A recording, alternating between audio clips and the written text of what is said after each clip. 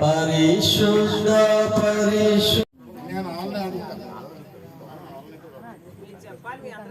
మీరు ఎవరు ఎటువంటి అభ్యంతరము చెప్పలేదు కనుక సంఘం ఎటువంటి అభ్యంతరము చెప్పలేదు కనుక నేను అమ్మా వినండి, మీరెవరు ఎటువంటి అభ్యంతరం చెప్పలేదు కనుక సంఘం నేను ఈ వివాహాన్ని ప్రారంభిస్తున్నాను, చేస్తున్నాను.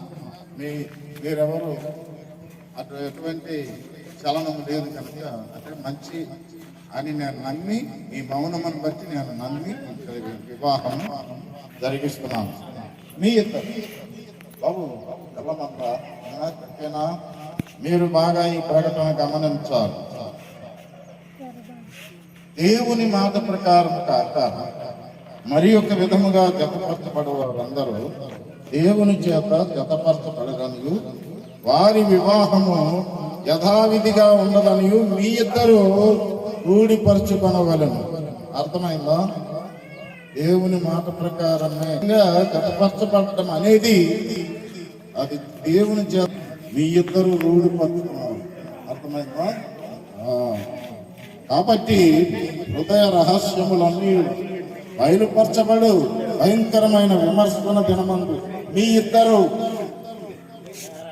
జవాబు ఇయ్యవలను కనుక యథావిధిగా వివాహము వలన మీరు జతపరచబడకూడదని మీ ఇద్దరిలో అర్థమవుతుందా?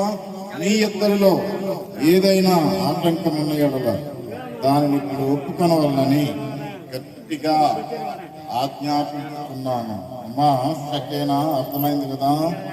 పిల్లమందా అర్థమైంది కదా? సంఘానికి మొదటి చేస్తాము మీ ఇద్దరు మరొకసారి